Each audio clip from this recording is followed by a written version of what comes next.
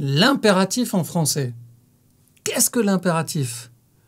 Comment conjuguer les verbes à l'impératif?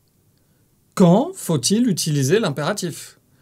Oh là là, c'est beaucoup de questions à propos de l'impératif. Bonjour, c'est Christian de la chaîne Learn French Fun pour t'aider dans ton apprentissage du français. Et aujourd'hui, tu l'as compris, on va voir l'impératif. Chef, oui, chef! Oui, relax. Ça va bien se passer. Ce sont vos chiffres. Non mais calmez-vous madame, ça va bien se passer.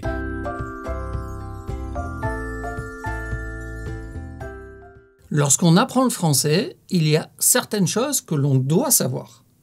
Et la conjugaison des verbes est l'une de ces choses pour les étudiants de français. Bah oui, la conjugaison française est pleine de mystères. C'est aussi pour ça que je te recommande ça. La conjugaison des 50 verbes les plus utilisés par les Français.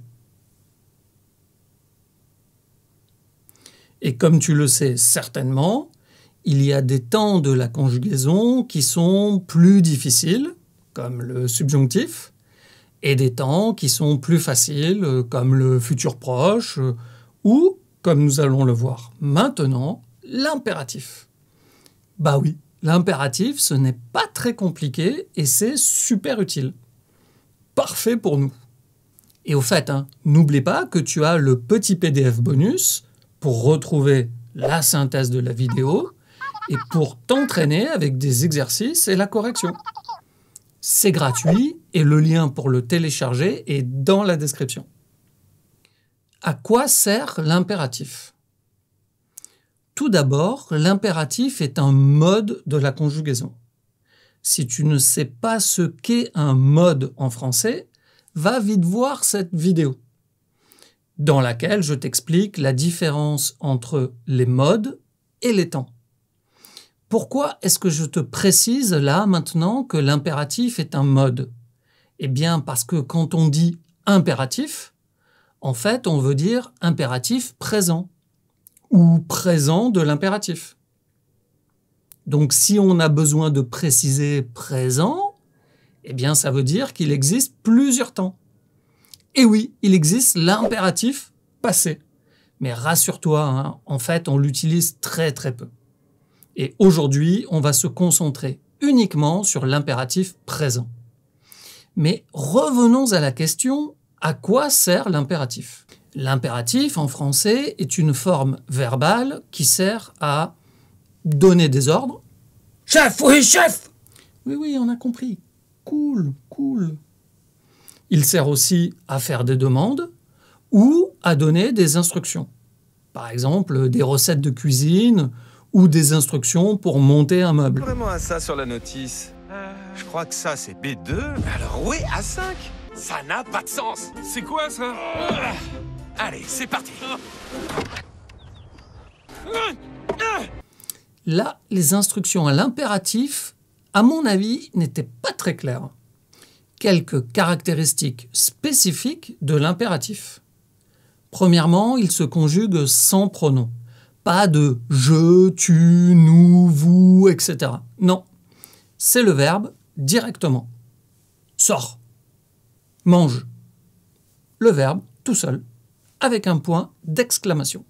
Et on l'utilise pour parler à une personne, l'équivalent de la forme « tu », ou pour parler à plusieurs personnes.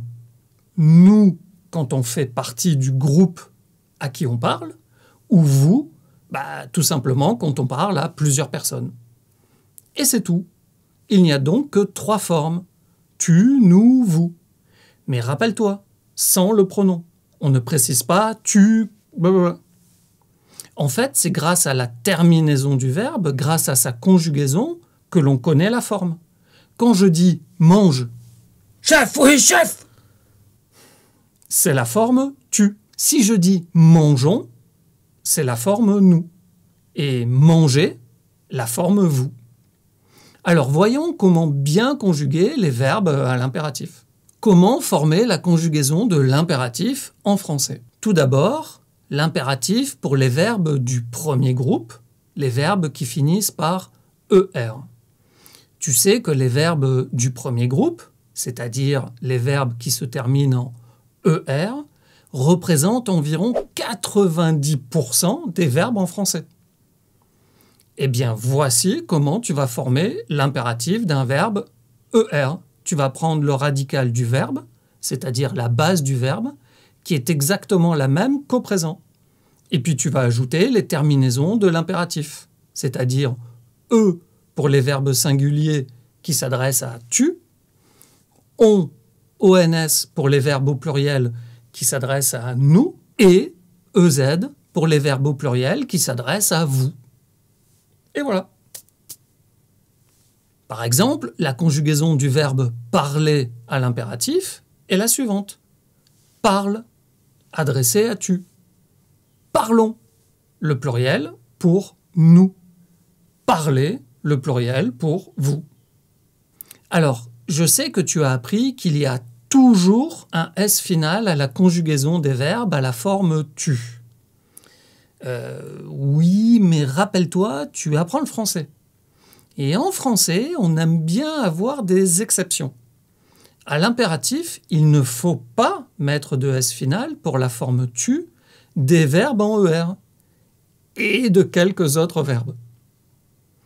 Dans la conjugaison française, c'est la seule exception où on ne met pas de S final à la forme tu. Et alors l'impératif pour les autres verbes en français?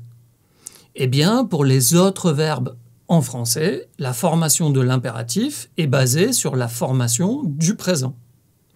Cela veut dire que si tu connais déjà le présent d'un verbe, eh bien alors tu connais l'impératif. C'est pas une bonne nouvelle, ça? Alors en fait, bien sûr, ce n'est pas 100% comme le présent. Il y a toujours cette histoire de S final pour la forme tu. S final, pas de S final. Si le verbe que tu conjugues a le son E final, alors tu ne mets pas de S. C'est la même règle que pour les verbes du premier groupe qu'on a vu avant.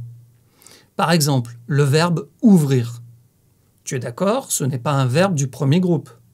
Mais au présent, tu dis j'ouvre. Il y a un E final. Donc, même si ce n'est pas un verbe du premier groupe, eh bien, tu ne mettras pas de S final à l'impératif. Ouvre, sans le S final. Ouvrons, ouvrez, là, ça reste comme au présent. Regardons ce petit tableau de la conjugaison au présent par rapport à la conjugaison à l'impératif. Ça va nous permettre de voir les cas de la forme négative, mais surtout des verbes réflexifs. Tu sais, les verbes se quelque chose. On a déjà vu l'exemple du verbe parler. Au présent, tu parles, nous parlons, vous parlez. Donc à l'impératif, parle, parlons, parlez, mais attention, pas de S final à parle. La forme négative, ne parle pas, ne parlons pas, ne parlez pas. Tu vois que les deux blocs de la négation, eh bien, c'est classique, sont autour du verbe. Ne parle pas. Les verbes du premier groupe, eh bien, c'est facile. Tu dois simplement mémoriser pas de S final pour la forme tu. Prenons un verbe du troisième groupe, par exemple le verbe attendre. Au présent, tu attends, nous attendons, vous attendez. Eh bien, l'impératif, c'est simplement la forme du présent. Attends, attendons, attendez. Et là, tu as un S final pour le tu, pour la forme tu. Comme on l'a dit, en fait, ça respecte exactement la même orthographe et la même phonétique que le présent. C'est simplement qu'à l'impératif, il n'y a pas le pronom. Attends, attendons, attendez.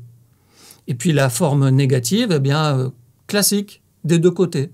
N'attends pas, n'attendons pas, n'attendez pas. Pas de difficulté spécifique pour ce type de verbe. Maintenant, regardons le verbe réflexif. On va prendre l'exemple de se doucher. Au présent, tu te douches. Nous nous douchons. Vous vous douchez.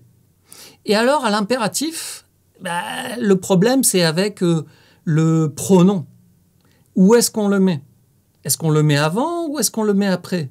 Normalement, on a toujours appris que le pronom est avant le verbe. Pas à l'impératif. C'est l'exception. Le pronom est après le verbe. Donc, on va simplement dire « douche »,« douche-te ». Eh non. Là, on va changer le pronom. On va prendre le pronom tonique. « Douche-toi ». Donc ici, avec le verbe réflexif, tu dois faire attention que pour la forme « tu », le pronom change. Ce n'est plus « te », mais « toi ». Douche-toi. Mais attention, simplement pour la forme affirmative. Parce qu'à la forme négative, on revient au pronom classique. Ne te douche pas. Et puis tu as remarqué que le pronom repasse devant. Ne te douche pas. Mais c'est la seule petite difficulté. Parce que pour nous et pour vous, eh bien en fait, nous et vous ne changent pas. Douchons-nous. Douchez-vous. Le pronom est toujours après, à la forme affirmative, mais ça reste nous et vous. À la forme négative, eh bien, même chose, le pronom repasse de l'autre côté, repasse avant le verbe. Ne nous douchons pas. Et ne vous douchez pas. Donc, pour les verbes réflexifs, fais attention, pour la forme tu, à la forme affirmative, le pronom devient toi. Et pour les trois formes, tu, nous, vous, le pronom passe derrière. Alors que pour la forme négative, eh bien le pronom reprend sa place classique avant le verbe. Ne te douche pas. Ne te coiffe pas. Les verbes irréguliers à l'impératif. Et oui, bien sûr qu'il y a des verbes irréguliers à l'impératif. Sinon, le français ne serait pas le français. Mais il y a deux bonnes nouvelles. La première bonne nouvelle, c'est qu'il n'y a que 4 verbes irréguliers. 4, ça va. La seconde bonne nouvelle, eh bien, c'est que cela va t'aider pour le subjonctif. Parce que le subjonctif de 3 de ces 4 verbes irréguliers est identique à l'impératif. En fait, grâce à l'impératif, eh bien, connaître le subjonctif sera beaucoup plus facile pour toi. Parce que la base du verbe et même une partie de la conjugaison est la même. Alors, voici les 4 verbes irréguliers de l'impératif en français. Ce sont les verbes typiques, classiques, toujours irréguliers, être et avoir, et puis savoir, vouloir. Pour être, soit, soyons, soyez. Avoir, et, ayons, ayez. Alors attention, hein, comme pour le subjonctif, fais attention à la phonétique. Et, ayons, ayez, pas ayons, non. Ayons. Pour le verbe savoir, sache, sachons, sachez. Vouloir, veut, voulons, voulez. Alors attention également, ici, il existe une forme soutenue de la forme vous pour le verbe vouloir. Veuillez. Veuillez vous asseoir. Quelques petites exceptions dans l'orthographe de l'impératif en français. Nous avons déjà vu dans la règle que l'on ne met pas de S final au verbe qui se termine par un E. C'est le cas de tous les verbes du premier groupe et on a vu que c'est le cas de certains verbes du second et du troisième groupe qui ont leur présent avec un E à la forme « je ». Ok, mais il y a des exceptions. Prenons le cas du verbe « aller ». La forme « tu » du verbe « aller » à l'impératif, c'est « va », sans S. Mais parfois, à l'impératif, on va mettre le S final. What? C'est le cas lorsque le verbe à l'impératif est suivi des pronoms en ou i. Va sans S, c'est l'impératif classique, normal, mais on va dire vas-y avec un S final, parce qu'il y a le pronom y qui est après le pronom i. C'est le cas également avec le verbe parler. Parle sans S, impératif classique, normal. Mais on va dire parle-en avec un S final, parce qu'il y a le pronom en qui est après. Pourquoi on fait ça? Pourquoi on ajoute le S final? Parce que c'est plus joli de faire la liaison, de dire vas-y plutôt que va-y. Non? Si, quand même, c'est plus joli. Alors, quand faut-il utiliser l'impératif? L'impératif, tu dois savoir que c'est largement utilisé dans la vie quotidienne par les Français. On le résume souvent à l'idée de donner des ordres, mais en fait, pas seulement. Comme on a vu au début de la vidéo, il est utilisé dans ces 3 cas. Donner des ordres, ok, mais également pour faire des demandes ou pour donner des conseils. Et puis, troisièmement, pour donner des instructions. L'impératif pour donner des ordres. Tous les parents le savent, jusqu'à l'âge de 8 ou 9 ans, 80% des interactions entre les parents et les enfants sont constituées d'interdictions. Et alors l'impératif, il est parfait pour l'exprimer. Mange, finis ton assiette. Ne touche pas ça, c'est dangereux. Attends, va dormir. S'il te plaît, ne cours pas. Arrête de pleurer. Fais tes devoirs. Mouche-toi. Lave-toi les mains. L'impératif pour demander ou pour conseiller. Pour donner des conseils, l'emploi de l'impératif se partage, on peut dire, à égalité avec le conditionnel. Traditionnellement, on apprend aux étudiants que les conseils en français sont donnés au conditionnel. Par exemple, tu devrais prendre ton parapluie car il risque de pleuvoir. Mais dans le langage courant, l'impératif est largement utilisé pour la même fonction. Prends ton parapluie car il risque de pleuvoir. Ici, on ne donne pas du tout un ordre, mais simplement un conseil. L'impératif pour donner des instructions. La dernière utilisation de l'impératif est de donner une liste d'instructions. Si tu aimes cuisiner, tu apprends le français, donc je suis sûr qu'au minimum, tu aimes la gastronomie. Eh bien, tu trouveras de nombreuses recettes de cuisine qui sont écrites à l'impératif. Mettez la farine dans un récipient. Formez un puits en son centre. Déposez les œufs entiers, le sucre, l'huile et le beurre, etc. C'est le début de la recette des crêpes. J'espère que l'impératif est beaucoup plus clair pour toi maintenant.